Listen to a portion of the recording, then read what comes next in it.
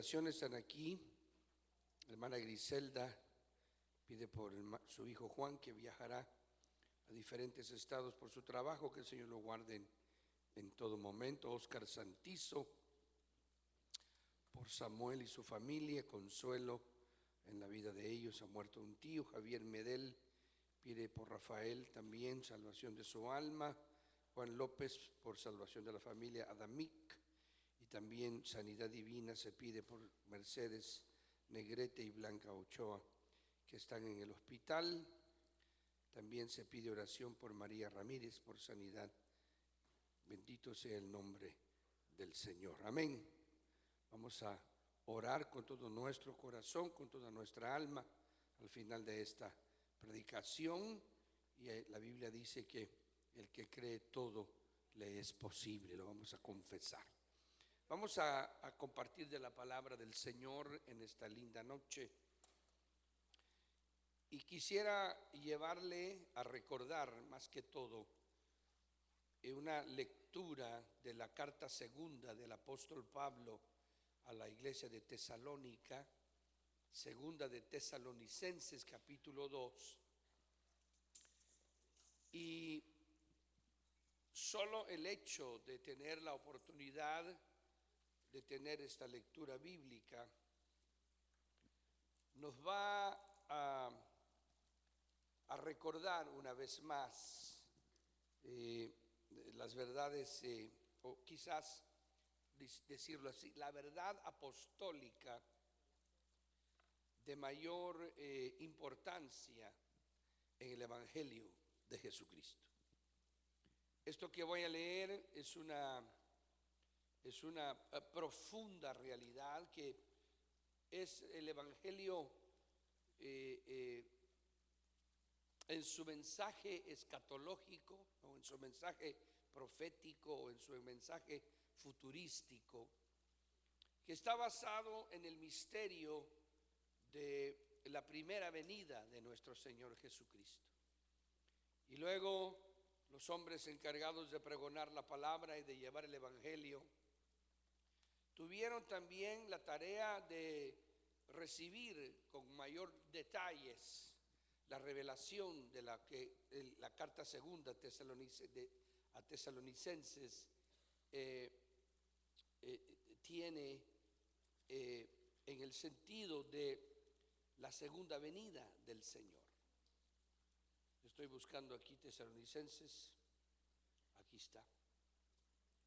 Entonces, esta carta segunda, en su mera lectura, nos va una vez más a recordar, y solamente quiero como que fuera un repaso, por así decirlo, de las verdades, de la verdad más contundente y más increíble que el mensaje del Evangelio presenta. El mundo conoce de esto porque tenemos 2000 años de cristianismo sobre la faz de la tierra, y durante todos los siglos se ha pregonado la misma verdad y se ha hecho sonora en el corazón y en la vida de la gente, y ha llegado a ser una verdad que ya es absolutamente conocida en el sentido de la iglesia cristiana evangélica en sus creencias espirituales. Así como la primera venida del Señor estuvo plagada de enormes profecías antiguo testamentarias, y que el pueblo de Israel tenía la obligación, por así decirlo, de entender y de comprender la profundidad al recibir el trato de Dios durante tanto tiempo y durante tantos siglos. Israel fue tratado por el Señor como lo describe el Antiguo Testamento. E Israel tenía la obligación de entender la realidad de que fuera escogido como fue escogido de parte de Dios, y que ellos tenían que estar atentos y tenían que estar conscientes de que el Señor aparecería y que vendría para cumplir una de las más extraordinarias profecías que salió dentro de la literatura o dentro de la escritura religiosa que ellos tuvieron a bien recibir de parte de Dios y que se reveló a ellos a través de tantos profetas. Israel tenía que ir acuñando esas realidades y esas verdades, y al paso y a la normalidad de vivir en medio del mundo, en medio de los babilonios como vivieron, en medio de los medos y los persas, en medio de los griegos, en medio de los romanos. Ellos tenían que comprender que esa verdad iba a cumplirse alguna vez. Y de la misma manera que nosotros estamos también en el mismo dilema, y tenemos también como gentiles y como creyentes y como hijos de Dios, tenemos también una verdad a la cual, igual que Israel, de la misma forma que Israel tenía que identificar y tenía que entender y tenía que discernir los tiempos que le tocase vivir, ellos tenían que comprender y tenían que entender que en algún momento en algún momento de las civilizaciones que ellos vivirían, habría un pueblo al cual tendría de alguna forma, aunque pareciera increíble y maravillosa, les iba a tocar a ellos vivir la venida del Señor, la aparición del Mesías. Iba a aparecer, y efectivamente, como la misma Escritura lo registra, en el año sería 4, 5, 6, en el año 5000, 4000 y pico, digamos, el Señor, antes de que existiera el nacimiento del Señor y el calendario gregoriano que nosotros usamos para decir que estamos en el 2015 o 16, y que se utilizó el nacimiento del Señor como el año cero para comenzar una nueva cuenta de lo que es el tiempo en la existencia humana. Los hombres utilizaron el calendario judío, y el calendario judío fue un calendario muy ajustado a las realidades, dependiendo de las verdades que habían sido reveladas. Entonces Israel, durante el Imperio Romano, en el año ahora lo podemos decir, en el año 30 antes de nuestro Señor Jesucristo, utilizando el calendario gregoriano nuestro, el año 4800 y pico, utilizando el calendario judío, apareció el Señor. E Israel tuvo de la noche a la mañana una realidad que habían esperado los hombres de Israel durante 500, 600 años, más todavía, si hablamos de la profundidad de las profecías que habían sido establecidas desde el momento en que la serpiente mordió el calcañar de la mujer, y el Señor profetizó que de la simiente que había derribado esta mujer vendría alguien, y que ese alguien sería el que aplastaría la cabeza de ese personaje. Entonces, aún esa profecía que había sido establecida antes de que Israel existiera en Abraham, digamos, a quien le habían hecho la promesa que sería él la simiente gloriosa que Dios escogería, y que sería la simiente de Abraham, la que Dios utilizaría en la tierra para bendecir a los de la tierra, y que la simiente de Abraham era una simiente que él bendeciría, y que serían benditas las naciones de la tierra, y que el que lo bendijere sería bendito y el que lo maldijere sería maldito, y que él pelearía. Toda esa realidad, hermanos, de mi corazón y de mi alma. Por eso es que este libro es fascinante y es extraordinariamente verdadero, porque ante nuestros propios ojos, usted y yo somos testigos que se cumplió esa palabra.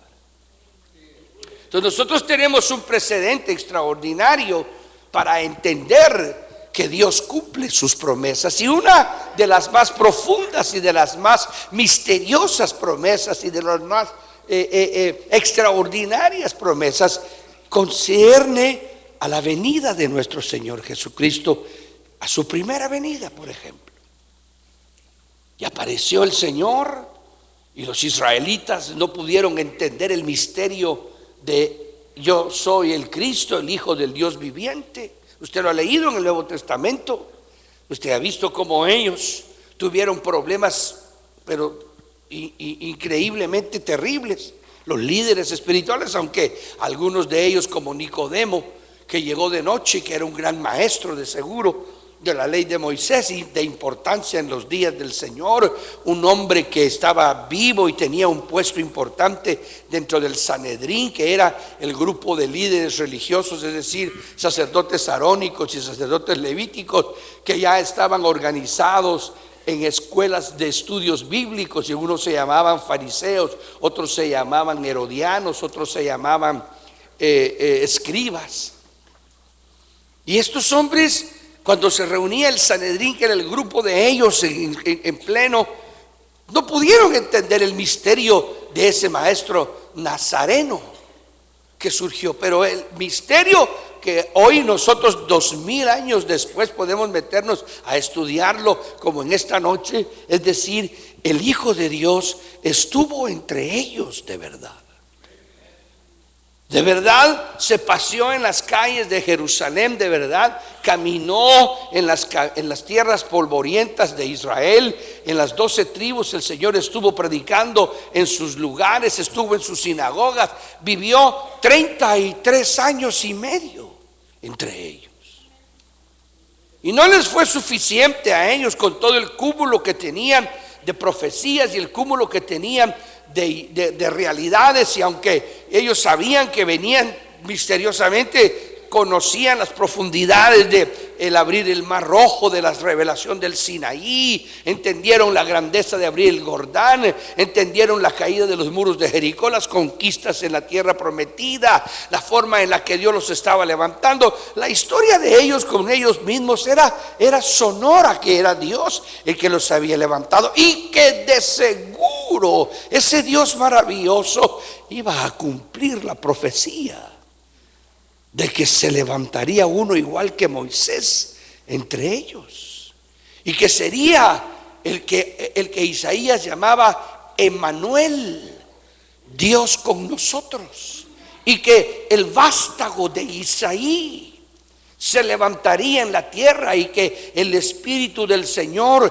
estaría sobre él, y que tendría la unción del Santo de los Santos, y que sería el verdaderamente llamado ungido, el Cristo.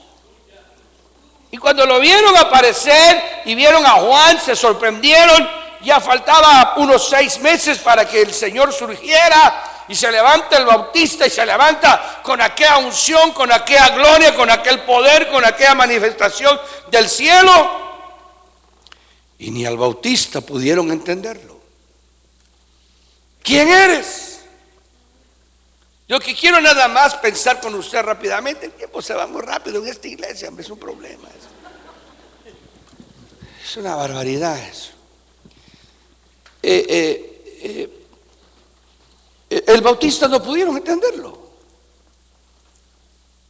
Y el Bautista tenía una unción, tenía una gloria, tenía un poder, tenía una manifestación del Espíritu, que todo el mundo salía afuera, era extraño, era raro. Lo vieron de una manera, porque se vestía con un vestido de cuero, un cinto de cuero, vestido de piel de camello con un cinto de cuero, y era un hombre que vivía una vida totalmente austera, comía solamente cosas extrañas, no era muy dado a la vida normal, a la vida natural. Era un hombre que vivía en cueva.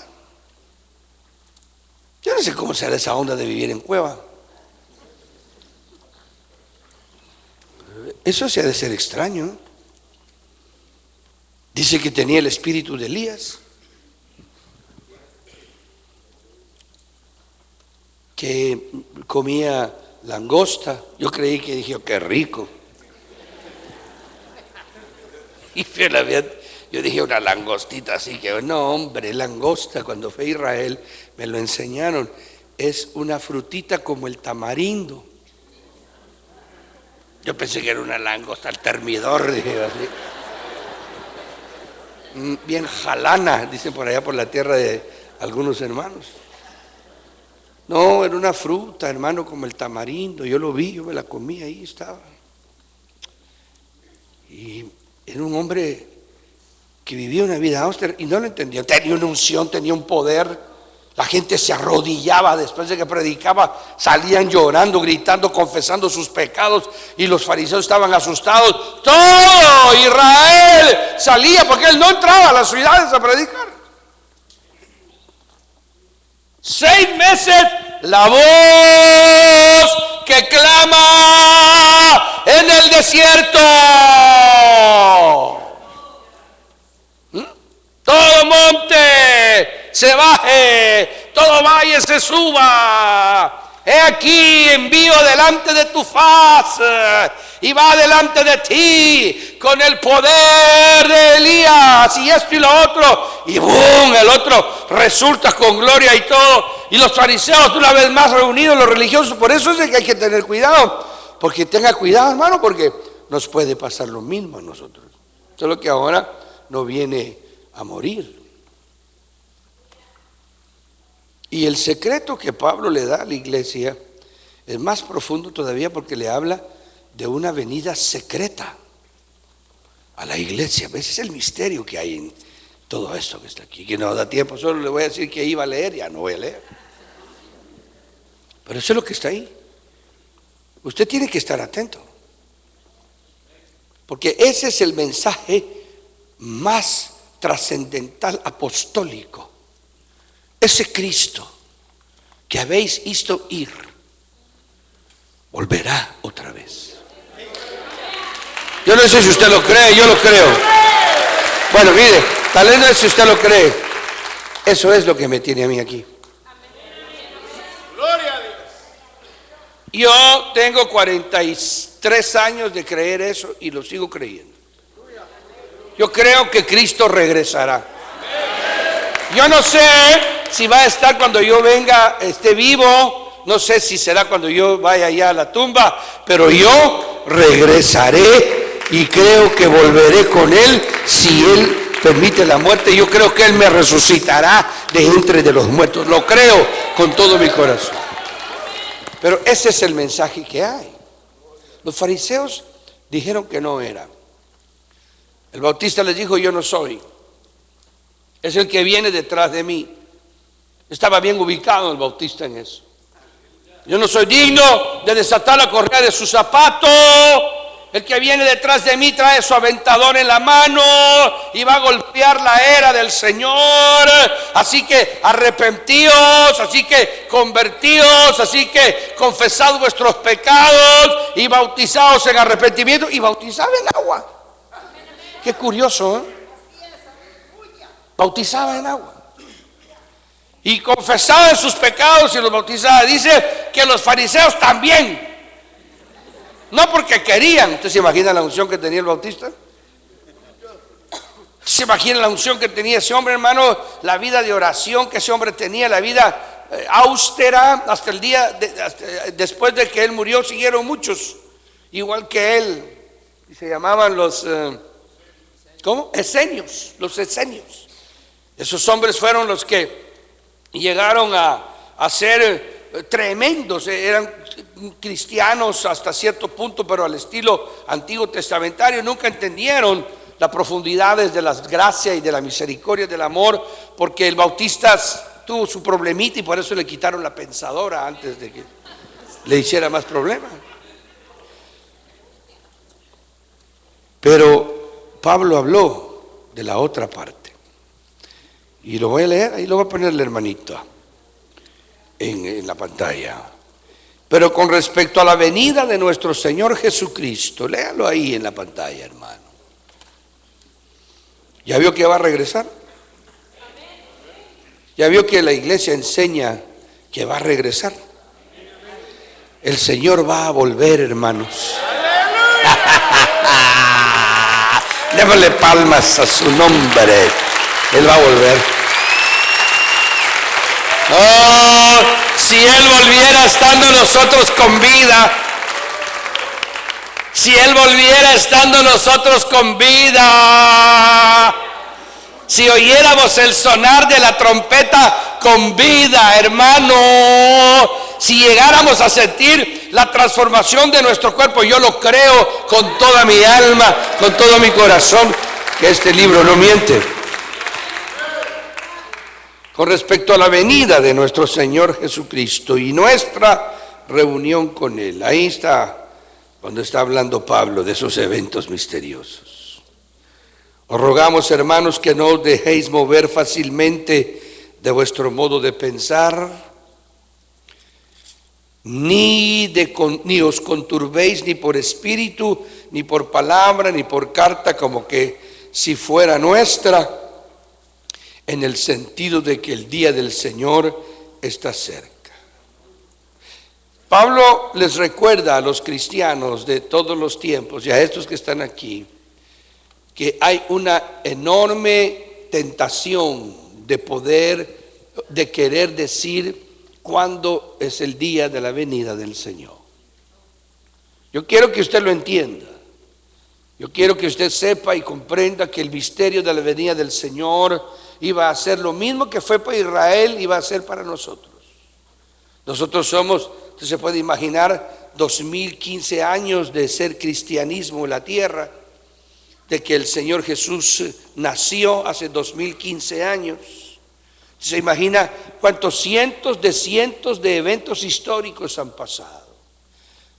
Yo quiero que usted se dé cuenta de que desde los inicios del cristianismo, está usted oyendo conmigo o leyendo conmigo aquí en esto, al apóstol que le revelaron los eventos de la venida del Señor.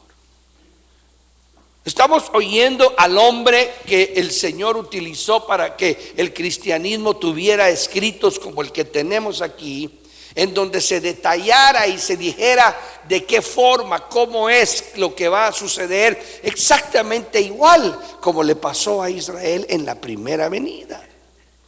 Israel tenía detalles, Israel tenía señas, Israel tenía señales, tenía distintivos específicos que tenía él que colocar en su lugar. Es decir, cada generación tenía que tener, cuando fuera tocada, cuando fuera advertida por el Espíritu, cuando comenzara a leer las profecías, tenía que ser, hasta que vemos la generación que sin saberlo, ellos no sabían. Hermano, usted no sabe si será la generación que verá la venida del Señor. Usted y yo no lo sabemos. Nos ha tocado vivir en el 2015.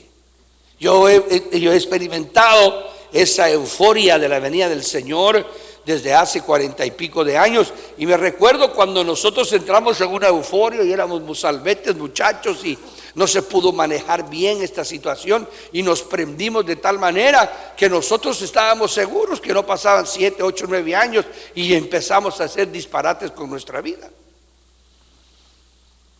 Y empezamos a quemar los bártulos de la vida y comenzamos a tomar decisiones abruptas y comenzamos a tomar decisiones nuestras familias que no eran cristianas se estaban asustados porque como el evangelio no era tan organizado hoy como está, ni tan enormemente público como lo es hoy en Guatemala y en los países del mundo hispano, pues mi gente y la gente de las jóvenes que teníamos nos pensaban que estábamos en una secta herética y de locos y de fanáticos, y en eso llegaron otras sectas a Guatemala que arrancaban a los jóvenes y los hacían vivir como hippies, los davidianos, los Davids se llamaban, y los llevaban a las montañas y los tenían ahí en orgías sexuales y esto y lo otro, y luego fue los Bahá'u'lláh que llegaron también, y los Krishna, y empezó aquel relajo entre la juventud, y nosotros con el evangelio, y nuestros familiares decían, pero estos muchachos, ¿saber dónde están? ¿Por qué?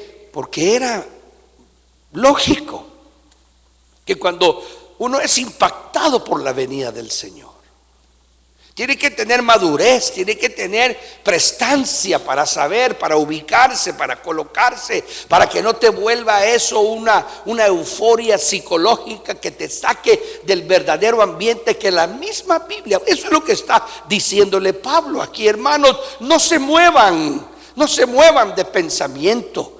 No crean a toda carta que les llega, porque hay gente que les manda cartas y falsifica mi firma y dice que yo soy. No se muevan ni por espíritu. Les está diciendo también que hay a veces movimientos espirituales que hablan de tonterías, de la realidad de la venida del Señor, porque iba a volver, porque iba a regresar. Pero los cristianos que tenían 15, 20 años, Jesús de haberse ido.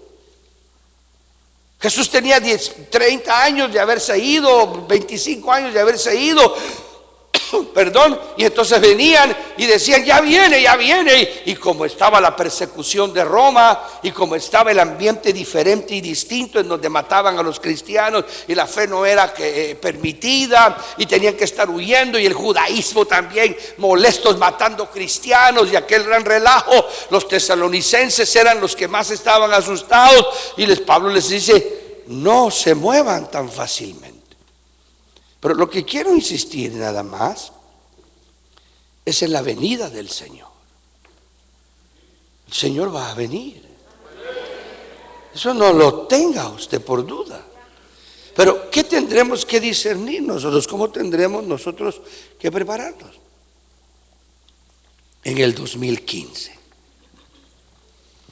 ¿Cuántas cosas tiene usted que tener interés de saber, de enterarse, de colocar su mente en Cristo? De ser un cristiano justo con usted mismo, verdadero, conocedor de la palabra, conocedor de la escritura, no simplemente hablando disparates y oyendo disparates. A veces me da un poquito de pena cuando yo oigo a predicadores que hablan de que la luna roja, la luna verde, y que la luna amarilla, y que la luna de colores, y que colorín colorado, este cuento se ha acabado. Y entonces, mira, a mí me encanta, yo lamento, yo no me estoy burlando de nadie en particular, me estoy burlando de los tiempos, me estoy burlando del orgullo de los hombres que quieren decir lo que la Biblia no dice. De eso me estoy burlando, no de los hombres espirituales que predican la venida del Señor, sino de la gente que con una mente calenturienta, que queriendo fama, queriendo que le diga, ¿cómo sabe? Está diciendo disparates que ni él entiende. Entonces esa no es la forma de pregonar el regreso del Señor. El regreso del Señor es una verdad. Le vuelvo a repetir, mire lo que le pasó a Israel. Israel pasó frente a ellos pasó el Cristo. Frente a ellos pasó literalmente sentado. Yo a veces me lo pongo a pensar, digo yo, ¿cómo lo hago así para que los que están dormidos despierten?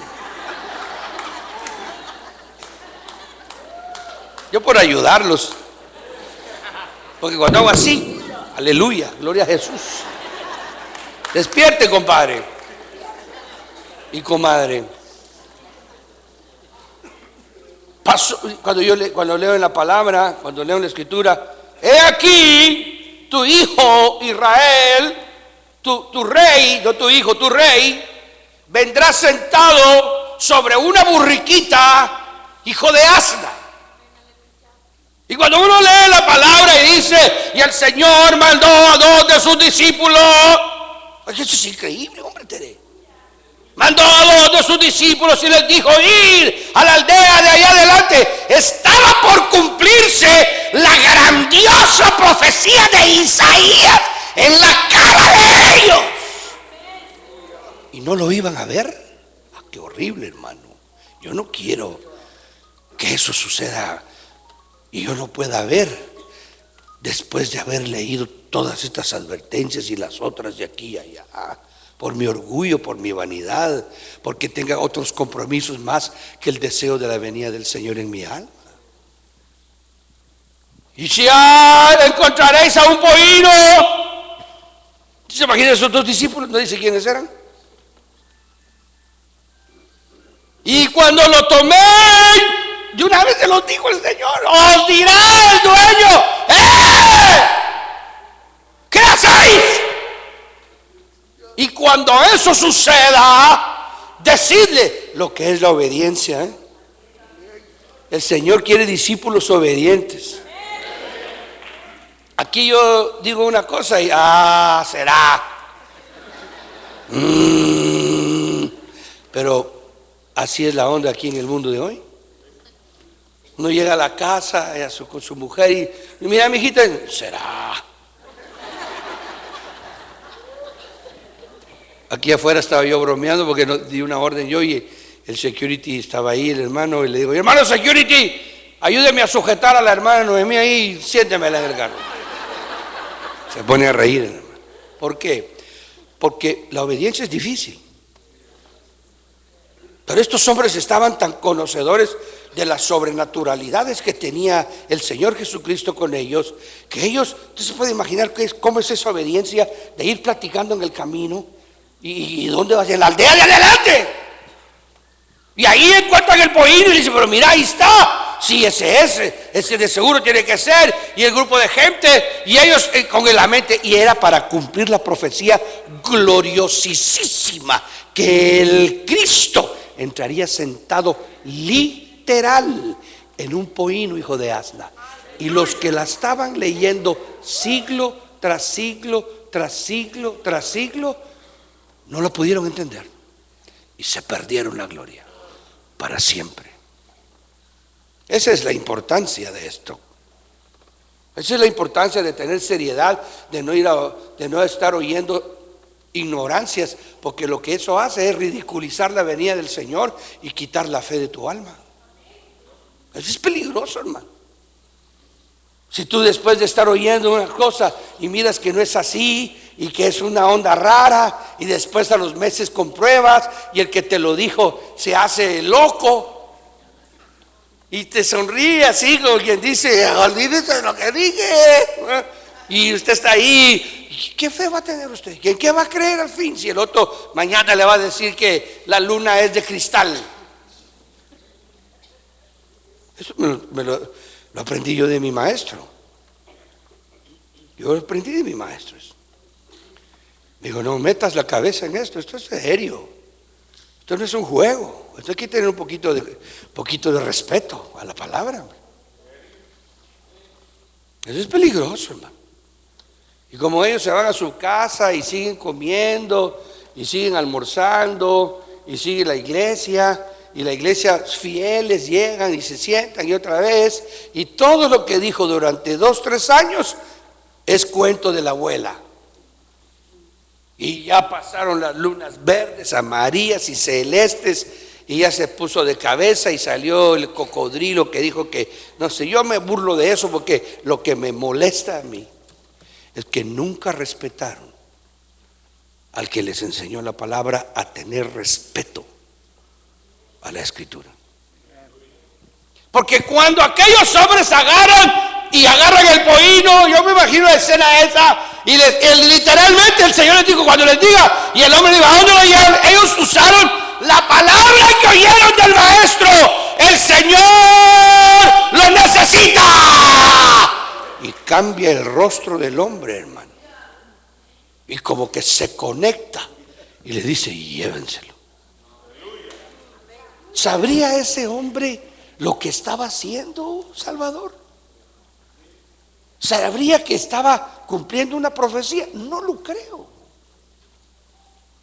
Y aquí los llevan al pollino, y el Señor se sienta en el pollino, va a entrar a Jerusalén solo por cumplir la profecía, porque nadie le va a creer que Él es el Mesías prometido. Y Él era Jesucristo de los cielos. No os conturbéis, ni por espíritu, ni por palabra, ni por carta. Estoy poniendo el texto ahí, hermana, gracias. Como que fuera nuestra, en el sentido de que el Señor está cerca. Desde entonces habían charlatanes. Desde entonces Pablo advierte a la cristiandad que está comenzando hace 2000 años, hermano, atrás. 2000 años hace de esto y no ha venido. ¿Cuántas cosas hay que detallar? ¿Cuántas cosas hay que entender? con cuánta seriedad. Nadie os engañe en ninguna manera. O sea que hay engañadores, hombre. Y los engañadores son pastores de iglesias. No, quizás no son diabólicos, no son satánicos, porque yo no voy a juzgar a nadie. Pero en el momentito de estar enseñando lo que no se cumplió, se volvieron engañadores en ese momento. Pero eso es peligroso. Nadie os engaña en ninguna manera. ¿Por qué? Porque no vendrá. Entonces empieza a dar señales tremendas, sin que antes no venga la apostasía y se manifieste el hombre de pecado, el hijo de perdición. Entonces el anticristo no es mentira. Está aquí que va a surgir un hombre que se llama hijo de pecado, hombre de pecado, hijo de perdición. Oiga eso. Entonces no es invento de no. Lo que pasa es que hay mucha comercialización amarilla y ya la gente se burla de eso y no tiene ni siquiera la idea de que el cual se opone y se levanta contra todo lo que se llama Dios. O sea que viene un levantamiento contra lo establecido por Jesús como iglesia. Viene una época que todo lo que se llama Dios será levantándose contra él o es objeto de culto, tanto que se sienta en el templo de Dios como Dios haciéndose pasar por Dios. Eso nos indica que tenemos que ver a Israel, porque el único templo que nosotros entendemos que es de Dios es el templo judío. Entonces algo tiene que ver con Israel. Entonces sí es cierto que tiene que ver que Israel haya regresado a ser una nación hace 70 y pico de años. Entonces sí tiene que ver el conflicto entre los árabes y los israelitas. Entonces sí tiene que ver que la mezquita de Omar esté construida hace siglos en el lugar exacto donde los judíos quisieran tener el templo. Y si antes de la venida, Pablo está hablando aquí en la palabra, que antes de la venida del Señor se va a levantar un personaje en contra de las realidades de Dios y que va a haber una persecución contra eso que es obra de culto, todo lo que es culto, y llega a ser tal grado que va a ser un engaño tan grande y tan terrible, porque este personaje que viene, su sueño es que lo adoren como Dios. El Señor lo reprenda. ¿Qué va a hacer usted que no tiene interés por entender la palabra si le tocase vivir eventos de esta naturaleza? ¿No os acordáis cuando yo estaba todavía con vosotros decía esto? Como no sabían grabaciones, ¿verdad? Aquí estaríamos con menos líos. Pongamos a Pablo a ver qué dijo, ¿de dónde? Y ahora vosotros sabéis, verso 6, qué misterio ese, lo que lo detiene. Hay algo que detiene la aparición de ese personaje. O sea que no se puede aparecer hasta que Dios no detenga o quite. Ahora vosotros sabéis lo que lo detiene, a fin de que a su debido tiempo se manifieste. O sea que no es un tiempo dado por el hombre, es un establecido por Dios. Porque ya está en acción el misterio de la iniquidad desde los días de Pablo. Ya estaba el espíritu del anticristo preparándose para surgir. Solo que hay, dice el verso 7, quien al presente lo detiene hasta que él a su vez sea quitado de en medio, y entonces se manifestará aquel inicuo. Es un ser humano. Es un ser humano con poderes y con potestades y con portentos y señales un Cristo diabólico. Aquí lo dice: a quien el Señor matará con el espíritu de su boca y destruirá con el resplandor de su venida. Si va a venir, si va a venir.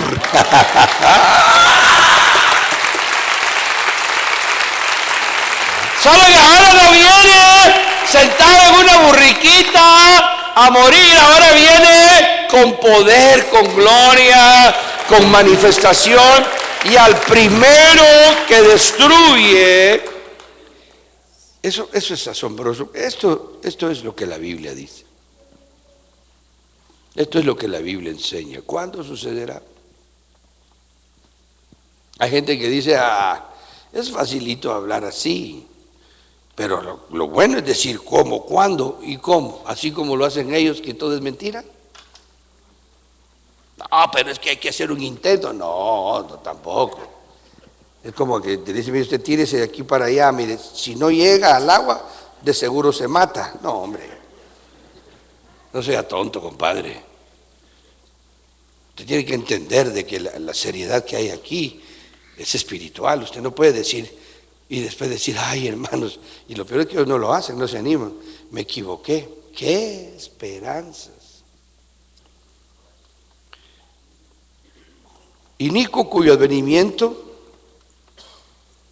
es por obra y poder de Satanás. Dice el verso 10, el verso 9. Con gran poder y señales y prodigios mentirosos, y con todo engaño de iniquidad para los que se pierden, por cuanto no recibieron el amor de la verdad para ser salvos. Por eso Dios les envía. Esto ya no es un engaño que el enemigo hace. Es Dios que se cansa de esa humanidad, de ese entonces, para hacer entender que se terminó todo. Para que crean a la mentira, a fin de que sean condenados todos los que no creyeron a la verdad, sino que se complacieron en la injusticia. Yo solo quería tener esa lectura con ustedes. Quería recordarles que esto que acabo de leerles es el centro del mensaje del Evangelio de Jesucristo. La segunda venida del Señor, hermanos, a esta tierra es el mensaje apostólico más resonante dado jamás por la escritura neotestamentaria. El mensaje de la segunda venida del Señor es radical, es una verdad inconmovible en la Biblia.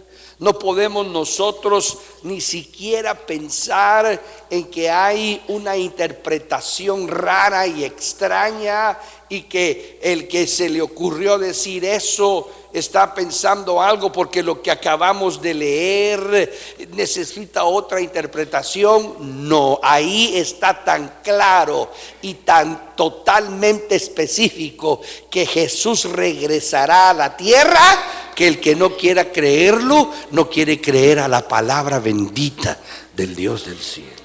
Jesús volverá otra vez a esta tierra.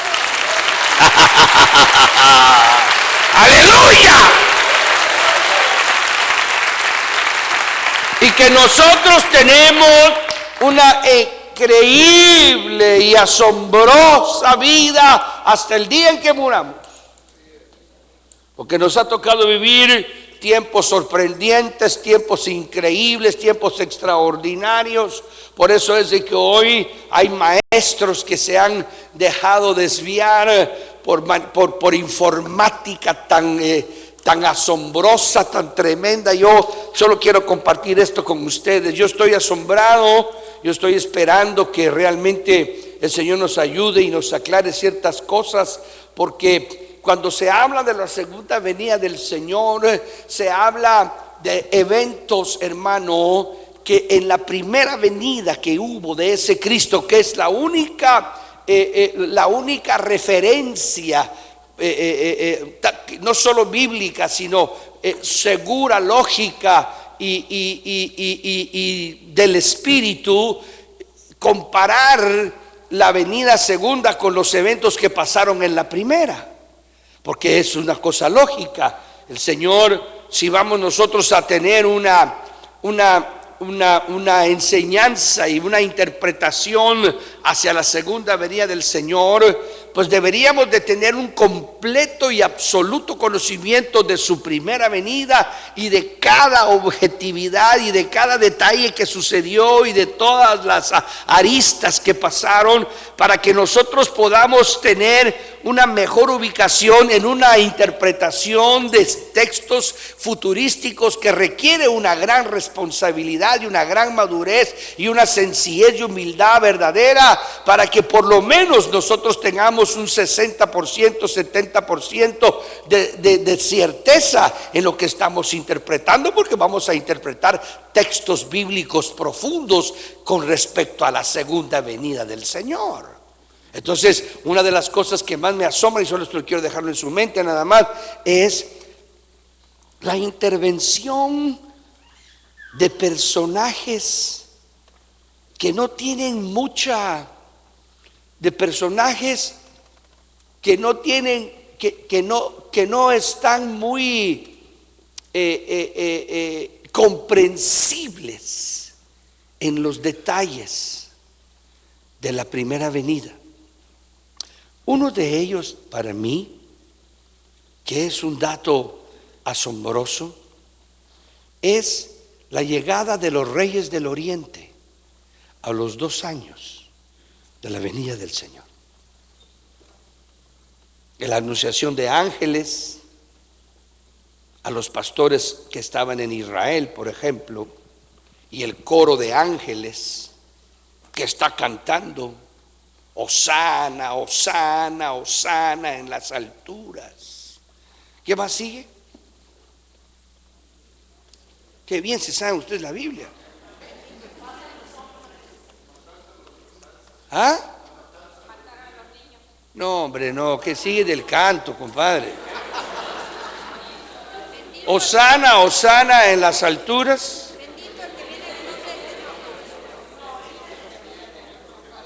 Esa es la de Santa Claus, dice el hermano. No, la de Santa Claus no me la canta, esa me la va a cantar el nieto en la casa. Hosana, Hosana en las alturas, paz a los hombres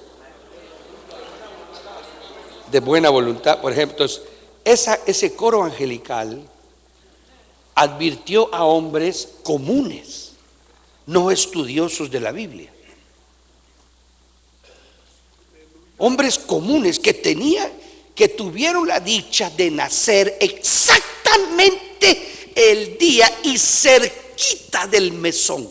O sea que hay seres humanos que tienen una predestinación de Dios tan exquisita, porque Dios siempre ha dejado que humanos testifiquen de sus grandezas. Entonces se imaginan los pastores, esos tipos no eran teólogos. Esos tipos no eran gente santa que clamaba y oraba, no, esos eran de Israel, de Belén, eran de Belén, porque el Señor nació en Belén, ¿verdad? ¿Cuántos saben que el Señor nació en Belén? Ni siquiera, no todos levantan la mano, es tan grave. ¿Cuántos saben que Jesús nació en Belén? Levanten la mano. Uy, chicas, menos mal. Y nosotros no la levantaron porque no están seguros, creen que voy a hacer algo. Alara, qué gachos están ustedes, hermanos. En Belén de Efrata.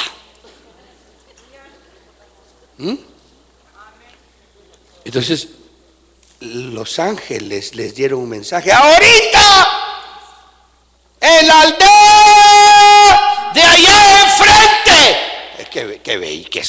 Qué belleza. Y porque os ha nacido. Entonces puede imaginar esa sobrenaturalidad. Entonces esa no me llama tanto la atención. La que me llama la atención es a los 2 años de haber él nacido, que llegaron a Jerusalén reyes del Oriente.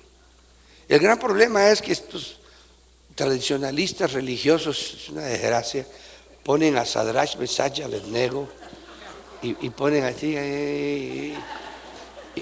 es una desgracia, hermano, eso lo arruina todo, la tradición religiosa arruina todo, porque estos eran personajes que tenían conocimientos astronómicos que no eran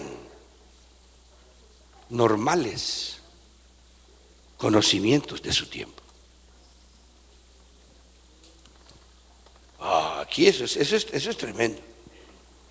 Y llevaban en su conocimiento que ellos habían averiguado verdades bíblicas sin leer la Biblia. Eso es lo más sorprendente. Que ellos habían sabido que había nacido ahí en Israel un rey. Ellos no hablan de Salvador, no hablan de perdón de pecados, ellos no hablan de eso. O sea que en su segunda venida, esto de la ciencia y de todo esto que se está desarrollando, esto va a ser tremendo, hermano. El Señor no se va a quedar en un evento de esos sin hacer algarabía en la tierra entre la ciencia. Por eso es de que hay que saber, hombre. Porque entonces vieron y se fueron a la casa de Herodes, ese desventurado, miserable hijo del diablo. Y le dijeron, su rey está en el palacio. Y en el palacio estaba un ogro. Pero nosotros, entonces viene y Herodes dice, averígüeme bien, averígüeme. Entonces ellos le dijeron que estaban siendo guiados no por el Espíritu Santo, no por la palabra, no conocían ni el hebreo, no hablaban ni hebreo, no tenían ni siquiera el Pentateuco, ni los profetas, ni los salmos en su haber. Ellos venían guiados por una estrella que ellos tenían conocimiento astronómico del mover de los astros, y que ese astro era totalmente distinto. No, eso es lo que hay que saber. Ese es el gran problema. Por eso es de que la gente se confunde y dice luna negra, luna verde, luna roja. Están cogiendo bruja por orgullosos, por vanidosos, porque quieren ellos llegar primero, aunque tengan 100 años de no ir a correr ni a la vuelta de la esquina. Está como la maratón de Los Ángeles. La gente que la corre y llega, lo normal es 1 hora, creo yo, que es el que ganó, ¿verdad? No sé si 1 hora y pico. Hubieron quienes hicieron 18 horas. ¡Ouches! Ya era como las 2 de la mañana y estaba entrando el último. Ahora, no, así no vale la pena correr esa onda. La onda es por lo menos llegar 10 minutos detrás del primero, aunque sea 10 minutos, no 18 horas. Entonces hay gente así, que por su orgullo y por su vanidad se pone a correr la maratón de Los Ángeles. En el sentido espiritual hay gente que toma cosas de la palabra y que sabe de estas realidades y se pone a decir unas sandeces, hermano, que lo que hace es avergonzar a la verdad de Dios. Entonces yo quiero que usted esta noche lo tome con seriedad. En ese sentido, el Señor regresa, hermanos, y vuelve a un mundo nauseabundo, a un mundo lleno de miseria, pero también a un pueblo que lo ama, que lo adora, que lo bendice y que lo exalta. Amén. Póngase de pie esta noche para darle gracias a Dios, ir al descanso, orar por estas peticiones Los que están en los estudios de los martes, esperamos que usted arregle todo para que el martes podamos vernos una vez más. Le damos gracias a Dios.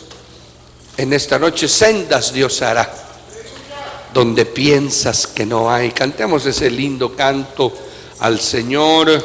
Gracias por esperar la oración final, por no salirse por la cultura y por el entendimiento de la oración.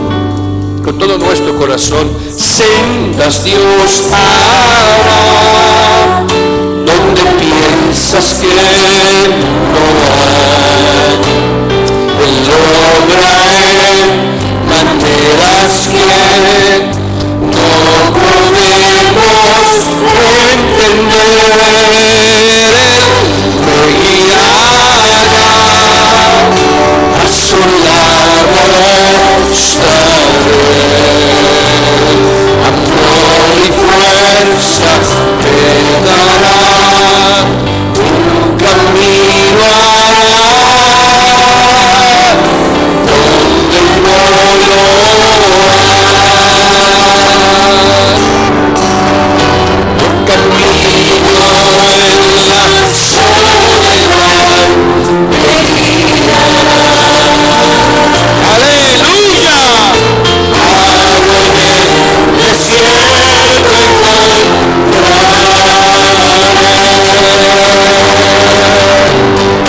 la tierra pasará, su palabra eterna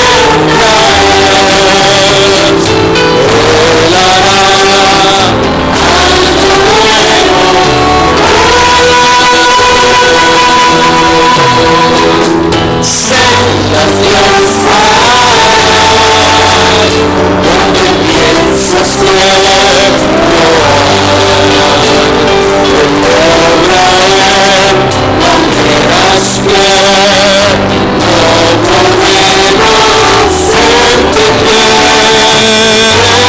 Me guiará, a su lado estaré. Amor y fuerzas me dará, un camino hará, donde no lo hay. Levante sus manos al Señor en una señal de agradecimiento, de gratitud. Aleluya. En este momento, en el nombre de Jesús de Nazaret, deje que el Señor le llene su corazón de esa certeza de su regreso.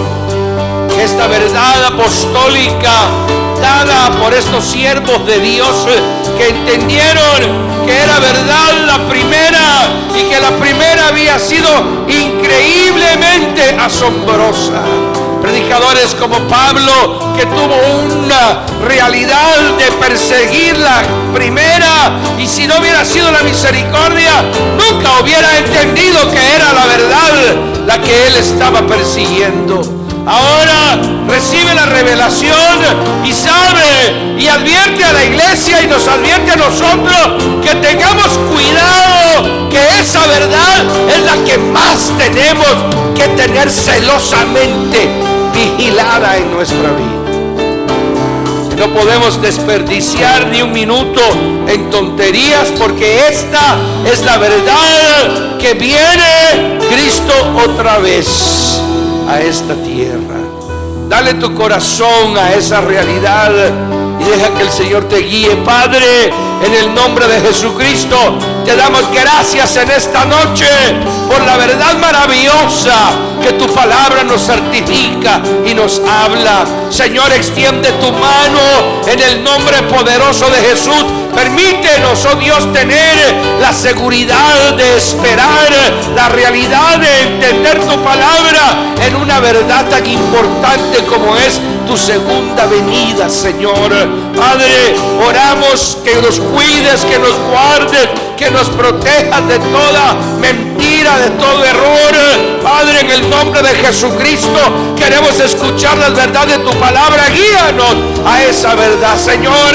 Presentamos estas peticiones. Hemos leído necesidades, sanidades, milagros sean hechas en el nombre poderoso de Jesucristo. Socorre, ayuda, cuida, guarda, protege ahora en el nombre poderoso de Jesús a cada vida que ha pedido oración, Señor del cielo. Bendice a tu pueblo, guárdanos, Señor. Permítenos volver a casa con seguridad. Oramos por los niños, Señor, nuestros hijos, nuestros nietos. Los cubrimos con tu sangre. Oramos por ellos. Guárdalos en la escuela, en esta ciudad de Los Ángeles. En el nombre poderoso de Jesús. Bendecimos la vida de ellos por tu gracia y misericordia. Gracias, Señor, en el nombre poderoso de Jesucristo. Amén y amén. Y el pueblo de Dios dice amén. Dios les guarde, Dios les bendiga, Dios les proteja a cada uno, hermanos. Aleluya. Amén. Sí, Señor. Aleluya.